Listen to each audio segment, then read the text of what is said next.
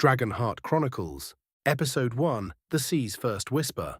The sun sank slowly into the sea, a great disk of molten gold that set the horizon ablaze in fire and amber. Reluctantly, almost defiantly, it spilled its last rays over Tidehaven, a fragile cluster of huts clinging to the cliffs like barnacles to rock. The roofs were salvaged hull plates, rusted and overgrown with kelp. The walls were patchwork, twisted metal from crashed ships, woven kelp, chunks of crystal dragged from the valleys. In the twilight, those crystals began to glow, violet and teal, like dying stars refusing to fade. The air smelled of salt and smoke, dried fish, and the sweet metallic scent of bioluminescent plants opening their petals as night fell. From the small bay came the soft slap of waves against wooden piers, mingled with the distant, almost inaudible song of the sea. Above the bay, the three moons already hung, the great violet sentinel and her two smaller teal companions. The rings of Elysara arched across the indigo sky like a pale golden crown, a reminder of a time no one truly remembered anymore. Lira walked the path from the cliffs down to the village, her bare feet black with volcanic sand.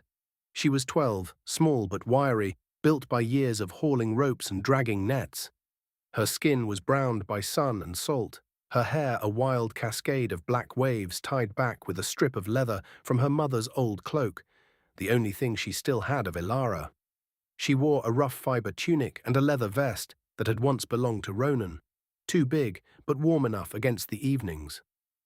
A small knife hung at her belt, sharp enough to gut fish and sharp enough to give her a little courage in a world that rarely offered any. She paused at the edge of the path, looking out over the bay. The boats lay there like tired animals, sails furled, hulls scarred from storms. Men and women were hauling in the last nets, their voices low and weary, but not without warmth. Children ran between the huts, laughing at something only they understood. Old Mara sat on a stone by the fire, telling stories to a cluster of little ones, something about the skyfallers who came from the heavens in ships of light. Lira knew the tale by heart. She had heard it 1,000 times.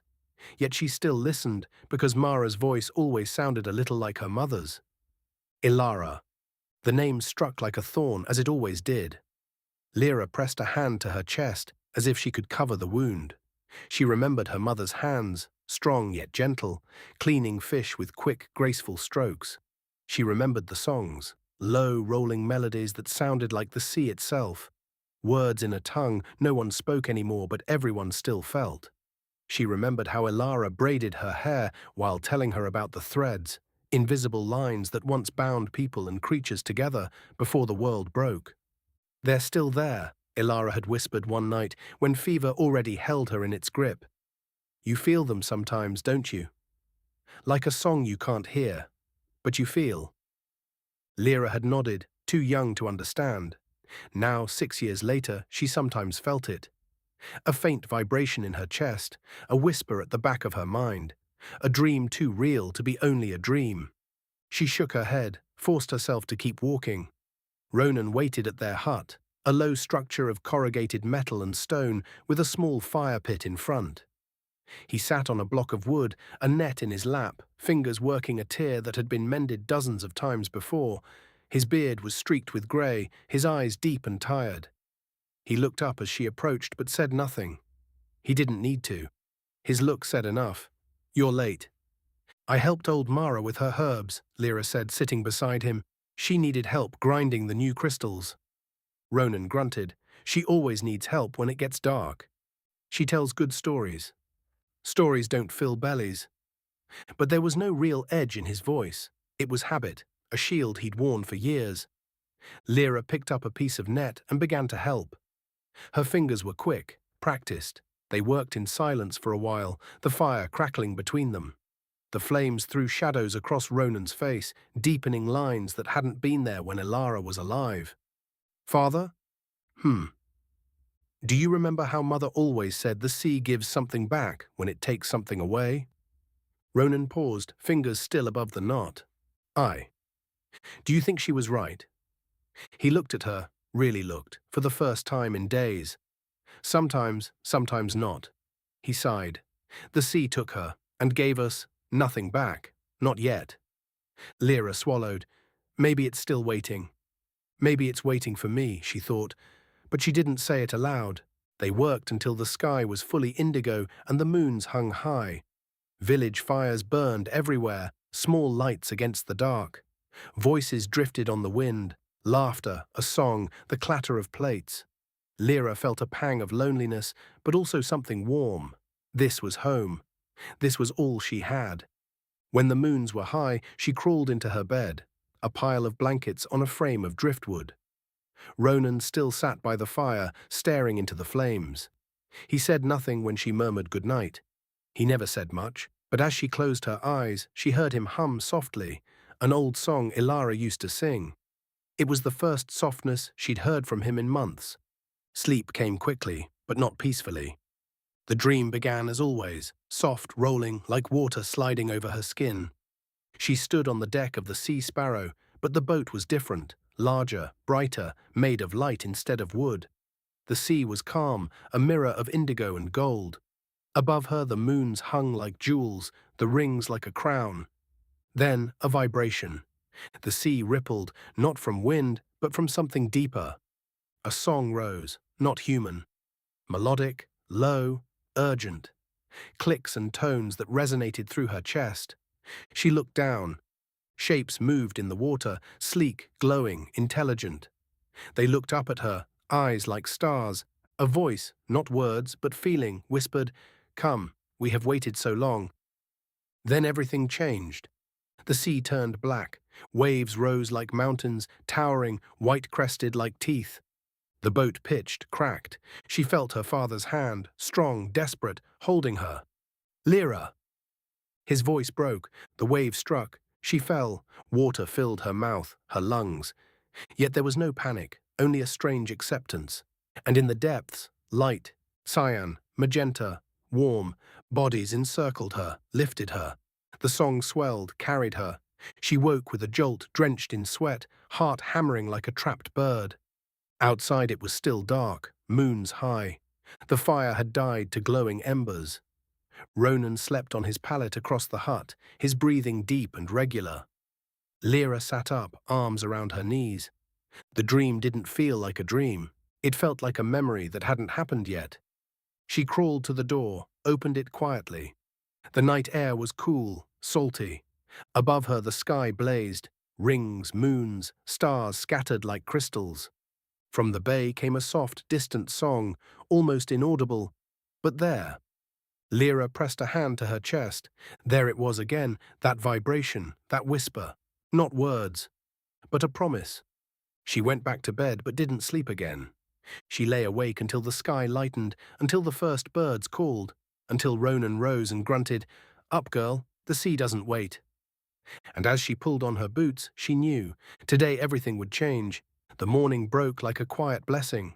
The sky was a perfect dome of teal, without a single cloud, without a trace of the darkness that had filled Lira's dream. The sun climbed slowly, gold and warm, casting long shadows over Tidehaven. The crystals along the cliffs still glowed faintly from the night, violet and teal, as if holding the memory of the moons. The sea lay calm, a mirror of light that barely rippled, as if it had never dreamed of storms. Lyra was already at the door of the hut, boots half-laced, hair still wet from the bucket of water she'd poured over her face. Ronan was up, as always, and stood by the fire, bringing a kettle of water to boil for the morning soup. She crawled out of her blankets, body stiff from the restless night. The dream still weighed on her chest. That song, those voices from the deep. The wave that tore her father away. She shook her head, tried to push it away. Today was a new day. Today there was work. She laced her boots, tied her hair back with the leather strip from her mother's cloak, and stepped outside. Ronan looked up, his face half in shadow, half in firelight. "You're early," he said. "I couldn't sleep." He grunted, but it wasn't rejection. "Good, then we can leave sooner. The sea is calm this morning. Let's use it." They ate quickly. Yesterday's fish soup thickened with dried kelp and a handful of herbs from old Mara. The soup was salty and warm, filling the stomach without luxury. Ronan said little, but his movements were purposeful. He checked the knife at his belt, tied his boots tighter, grabbed the extra water skin. Lira watched, feeling a mixture of pride and unease. She wanted to tell him about the dream, about the song that still echoed in her ears, but the words stuck. He would say, "Dreams are shadows." And perhaps he was right. After breakfast, they walked to the pier. Tidehaven woke slowly around them. Doors creaked open, smoke rose from chimneys, children ran barefoot along the path. Kai was already at the Sea Sparrow, a bucket of bait in his hand, his grin as wide as the horizon. "You're going far today, aren't you?" he called. Ronan grunted. "Far enough to leave you behind." Kai laughed. "I'll help. Then I get to come if you catch something big." Lira smiled despite herself. "Only if you stop talking and help with the nets." They worked together. Ronan inspected the sail, a few small tears they'd patched the night before, but he checked every stitch again. Lira unrolled the nets and checked the knots, her fingers quick and sure. Kai dragged the fish crates aboard, filled them with seaweed to keep the catch fresh. Old Mara came past, her stick tapping on the planks, her eyes sharp as ever. "Good wind this morning," she said, looking toward the horizon, "but the sea has memories. Listen well." Lira felt a chill. "I dreamed of a storm." Mara laid a wrinkled hand on her arm. "Dreams are sometimes more than shadows, child. They are whispers of what's coming." She looked at Ronan. "Watch over her, fisherman. The sea doesn't forget." Ronan grunted something unintelligible, but Lira saw his jaw tighten. By the time the sun was a hand's breadth above the horizon, everything was ready. The Sea Sparrow lay fully loaded. Nets, lines, bait, water, a small supply of bread and dried fish for emergencies. Ronan raised the sail, a patch of rough cloth that once belonged to something larger, and the wind caught it immediately, soft but determined. Lira stood at the bow, hands on the rail, face turned to the open sea. Kai waved from the pier. Old Mara watched with a mixture of smile and concern. Ronan pushed off with a long pole. The keel slid into the water with a soft sigh. The sail filled, the boat moved. Tidehaven grew smaller, the huts, the fires, the laughing children, until it was only a grey line on the horizon. The sea opened before them, calm, shimmering, inviting. They sailed for hours in that golden silence. Ronan steered. Lira sat at the bow with her line in the water. They spoke little, but it was enough. Ronan told a story of the first time he went far with Elysara, how they'd spent a whole night at sea because the wind died, how they lay under the moons telling stories until sunrise. Lira listened, filling in the gaps with her own memories, how her mother always caught the biggest fish, how she laughed when the line snapped and said, "The sea loves a challenge." The sun climbed higher, the coast disappeared. Only sea, sky, and the boat. Around midday, the line began to tremble. The line trembled again, sharper this time, a living pulse that ran through Lira's palms and up her arms like electricity. She gasped, fingers tightening instinctively. The boat rocked gently as something massive tested the bait below. "Father!" Ronan was already moving, his broad frame crossing the deck in 2 strides. He knelt beside her, his large hands covering hers on the line, steadying without taking over. "Easy now," he murmured, voice low and calm like the sea itself before a squall. "He's tasting. Let him taste. Don't pull yet." Lira nodded, breath shallow, her heart hammered against her ribs. Excitement, fear, pride all tangled together. She could feel the weight on the other end. Not frantic, not panicked, but deliberate. Powerful. The kind of power that only comes from something old and deep and hungry. The line sang, a high, tight vibration that made the wood of the gunwale hum. Then the first real pull came.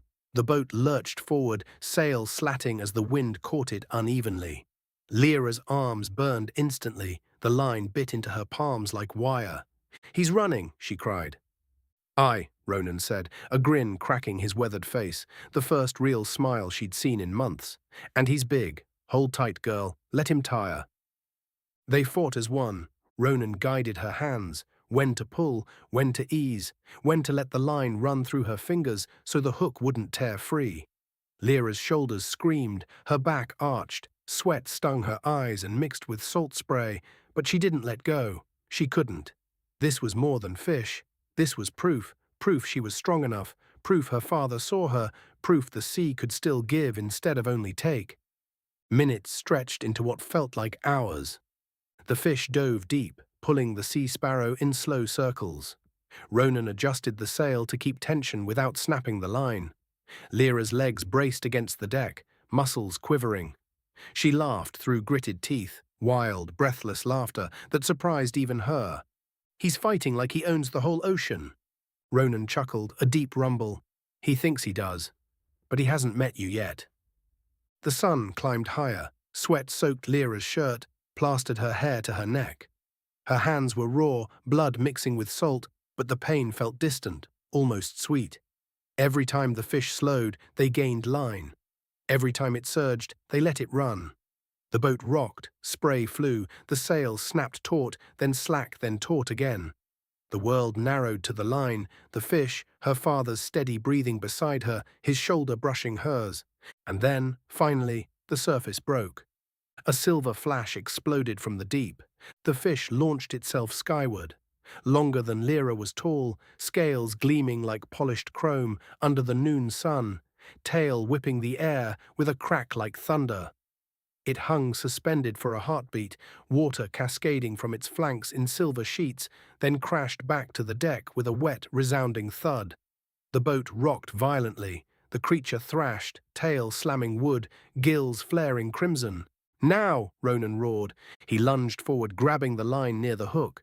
Lira threw herself across the fish's back, pinning its midsection with her body weight, arms wrapped around its slick bulk. It bucked beneath her, powerful, alive, furious. But she held on. Ronan drove the gaff home, twisting with practiced brutality. The fish convulsed once, twice, then stilled. Silence fell, only the lap of waves, the creak of the boat, their ragged breathing. Lira slid off the fish's back and collapsed beside it, chest heaving, tears streaming down her cheeks, though she didn't know why she was crying.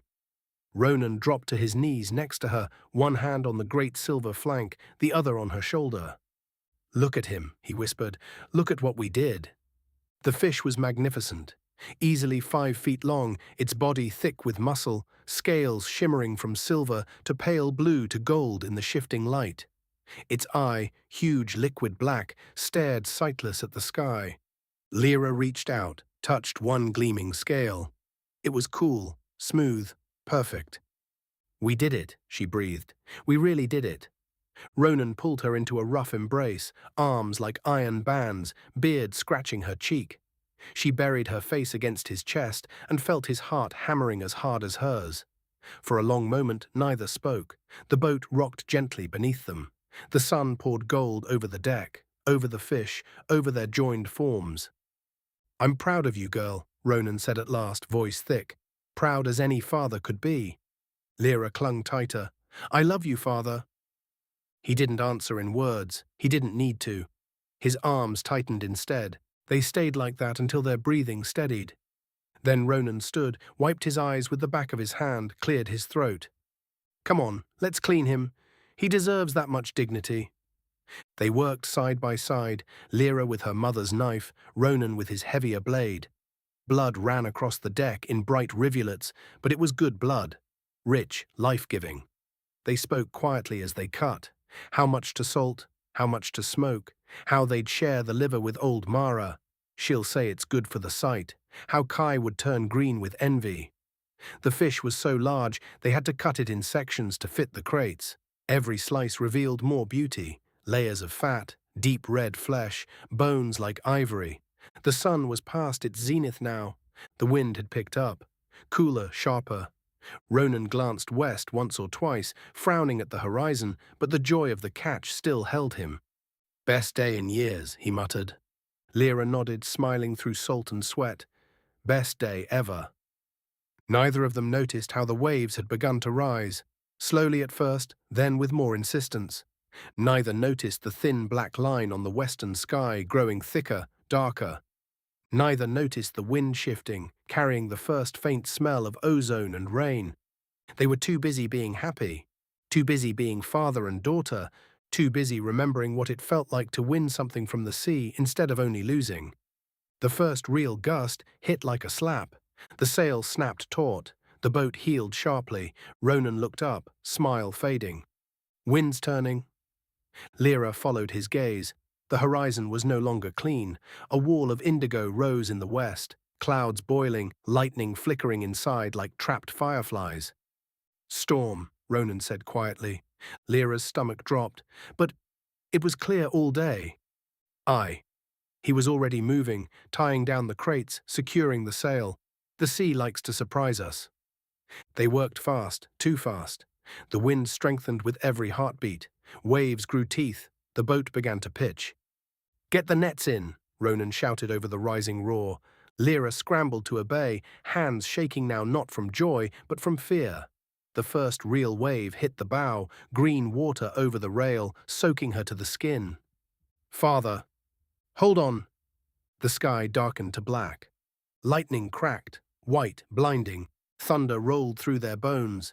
Rain came in sheets, stinging like needles. The sea sparrow fought, but the sea was no longer smiling. And then came the wave, a mountain of black water, white crest roaring like a beast. Ronan grabbed Lyra's arm. "Hold me." She wrapped herself around him, arms locked, face pressed to his chest. The wave struck. The boat reared, timber screaming. The world tilted. Lira felt Ronan's grip falter, not from weakness, but from the desperate need to shield her with his body. "Father, I've got you," he bellowed. "Don't let go." But the sea doesn't negotiate. A second blow, wood splintered. Lira was torn away, fingers slipping from his shirt. She heard his voice, one last raw, shattering cry. "Lira, no!"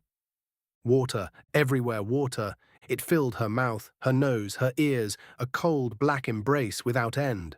Lira thrashed, arms windmilling uselessly. Her lungs burned like fire, her chest felt ready to explode. She thought of her father, of his last broken cry, of his hands reaching for her but closing on nothing. She thought of her mother, of songs now silent. She thought, this is the end, the sea takes everything back. But the sea refused to finish its claim. Something touched her, not hard, not rough, but determined. A smooth flank pressed against her back, lifting her. Another body slid beneath her knees, forming a living cradle. Light bloomed in the black, cyan and magenta pulses dancing like stars beneath the waves. Shapes encircled her, sleek, powerful, intelligent. She felt their warmth, their breathing in rhythm with her own, up, down, a cadence that forced her to keep breathing even when there was no air. A song filled her skull, not words but feeling, urgent, maternal, ancient. "Hold on, Sky Child. We are here. We will not let you go." Lyra's eyes stung from salt, but she forced them open. Mira's face was closest, the matriarch of the pod, her great eyes deep as ocean trenches, her scars gleaming in her own bioluminescent light. Beside her swam Kyle, swift and restless, his cyan glow flashing like a beacon. Silver pressed against Lyra's side, violet-tipped fins soft against skin, sending constant waves of calming warmth through her veins. Thorn formed a shield at the rear, his broad body a wall against the waves, still trying to tear her away. Loom, the youngest, swam in small circles around them, her magenta light bright and defiant, as if daring the storm itself. They were not fish, they breathed air, just like her. Every few seconds, one of them broke the surface, gasped, dove again to close the formation. Lira felt their exhaustion, the tremble in their bodies, the way their song sometimes faltered, the way Mira's flanks quivered with effort. Yet they did not falter. They carried her through the maelstrom, dive, surface, a dance that seemed to last hours. The storm raged above, thunder rolling through the water like distant war, lightning turning black to white for split seconds, waves rising like walls and crashing down. But below it was quieter. There was only the song of the singers, a constant melodic thread holding Lyra's heart in place. She heard them speak, not in words, but in images and feelings that traveled through water and bone. Mira's voice was deepest, resonant as a bell beneath the waves. She still breathes, but weakly. We must bring her higher. She needs air. Kyle answered with quick, sharp flashes of panic and resolve. The waves are too high. If we stay up too long. Silver's tone was softer, urgent. I will give her my breath. Take my place, Thorn. Thorn growled, a low, protective rumble. I stay at the rear, no wave touches her while I breathe. Loom's voice was young, trembling, but brave. I sing for her. Maybe she hears. Maybe it helps. And Lira did hear. Even in her half-conscious state she heard. The song pierced the cold, the pain, the fear. It was not human song. It was a symphony of clicks and tones that vibrated through her chest, forcing her lungs to remember how to breathe, forcing her heart to keep beating. She felt their emotions washing over her like waves, Mira's ancient, weary hope, Kyle's youthful fire, Silver's maternal tenderness, Thorn's unyielding duty, Loom's pure, childlike faith. They had waited centuries, long before Lira was born, long before her mother, her grandmother, the singers had been created. The Skyfallers had shaped them, minds sharpened, lungs strengthened, voices woven with telepathy so they could speak with humans across air and water. They were never meant to be shipfish. That name had come later, after the breaking, when humans forgot, when fear turned allies into tools, then into threats, then into prey. Mira remembered the first days. She had been young then, her hide still unmarked. She remembered swimming beside the great colony ships as they descended through the rings. Remembered the first human hand that touched her flank without fear. She remembered the golden threads, delicate, unbreakable, stretching from human hearts to singer hearts. She remembered laughter shared across species, songs sung together under triple moons, promises that the world would be built as one. Then came the sundering.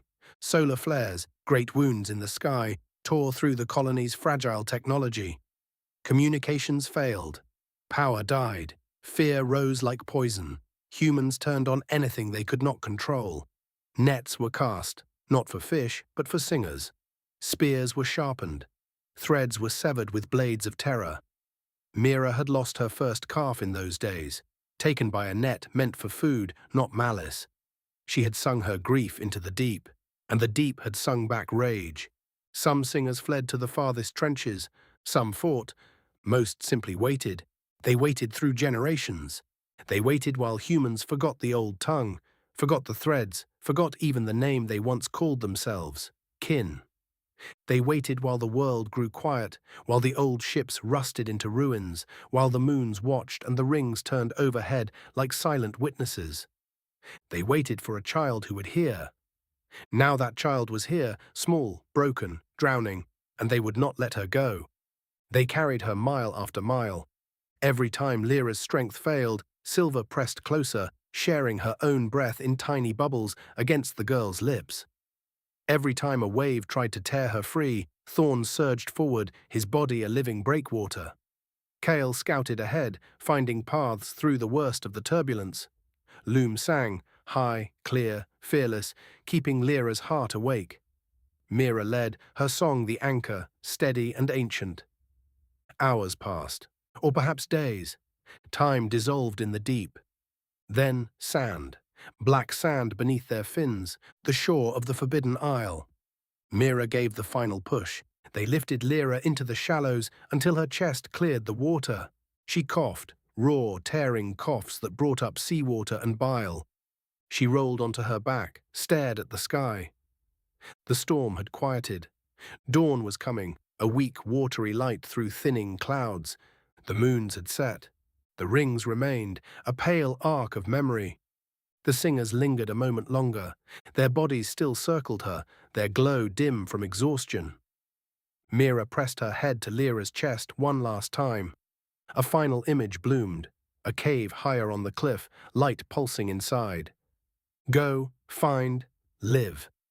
Then they withdrew, slowly, reluctantly. Their bodies slipped back into the waves, their lights fading, but their song lingered, a soft echo in Lyra's chest, a promise that would not break. Lira lay on the sand, soaked, cold, alive. She wept, not from sorrow but from something larger, from recognition. She rose, slowly, painfully. Her legs shook, her body screamed, but she stood. She looked around. The beach was black and gleaming, bordered by mist rising from jungle. Strange plants glowed along the edges, cyan and magenta, like night flowers that mistrusted the day. In the distance, half hidden in fog, ruins rose. Metal arches that had once been part of something vast, now overgrown with crystal and vine. The island felt old, old and waiting. Lira took a step, then another. Her feet sank into wet sand.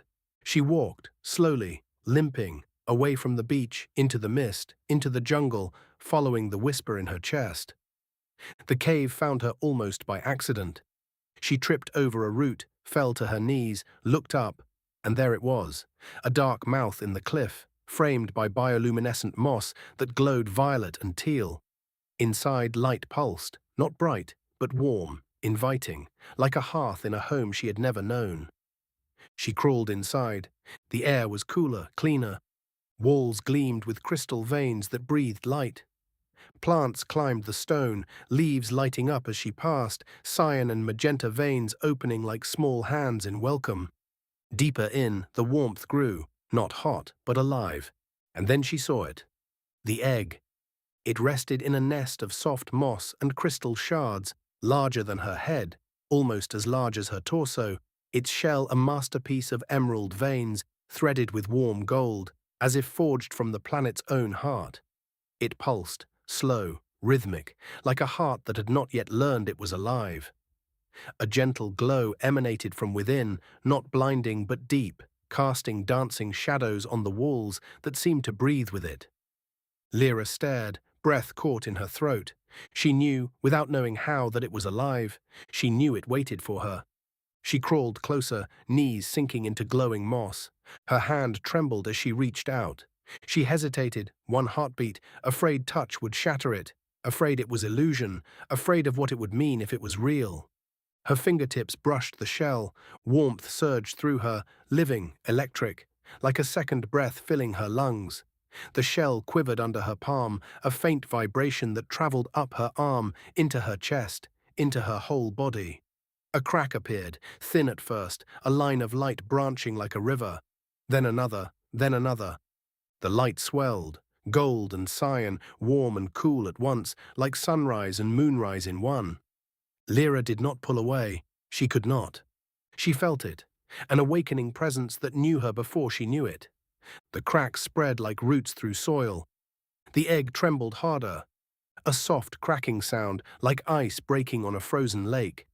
The shell parted in glittering shards that drifted to the ground like fallen stars. And there, in the heart of the light, lay he. Ember, small, wet, awkward, a dragon the size of a large hound, scales emerald edged in gold that shimmered like freshly struck metal. His wings were still soft and translucent, folded like wet silk. His tail curled nervously around his body. He opened his eyes, slowly, carefully, and looked at her. Violet, deep, intelligent, filled with immediate unconditional recognition. Time stopped. A thread ignited between them, gold and cyan, delicate as spider silk, but strong as steel. It rose from his chest, reached for hers, and connected in a pulsing line of light that danced through the cave. Lira felt him, not as words, but as a flood of emotion pouring through her. Confusion, hunger, curiosity, joy, a deep instinctive need for closeness. He felt her, her loneliness like an open wound, her courage like a small but fierce flame, her love for her father like an anchor still holding, even now he was gone. Lyra's breath caught. She extended her hands, slowly, reverently, afraid he might vanish. Ember lurched forward on unsteady legs, wobbling, wings dragging across moss. But he did not fall. He pressed his head to her chest, exactly where the thread pulsed. Warmth, safety, home. Lira wrapped her arms around him. His scales were warm, smooth, still damp from the egg. She felt his heartbeat, quick, small but strong, against her own. Tears fell on his back, mingling with the moisture of his birth. Ember, she whispered. The name rose unbidden, as though it had waited years inside her. Ember lifted his head, looked at her. An image flashed through her mind. A small flame dancing in darkness, warm and brave. Yes, he sent back, not a word, but a feeling clearer than any word. Ember. I am Ember. She laughed, a small broken sound that echoed through the cave. Yes, you are Ember. She pressed her forehead to his. The thread pulsed brighter. Images flickered back and forth, glimpses of skies filled with rings, of dragons soaring beside human riders, of fire consuming everything, of a world shattered. Lira saw herself through his eyes, a small, wet, trembling creature with eyes full of tears and a heart still beating with hope. Ember saw himself through hers, a new life born to protect, to love, to heal. They stayed like that, minutes, perhaps longer, arms around each other, the thread pulsing between them like a second breath. Outside, the sea sang on, soft now, a lullaby. The singers listened from the shore, their song a distant echo drifting into the cave, and somewhere high in the mist-shrouded cliffs, a pair of ancient dragon eyes opened. Vesper looked down upon the cave. His heart beat, not with joy, but with an old, aching memory. The threads had begun to weave, but the world was still broken. End of Episode 1, The Sea's First Whisper.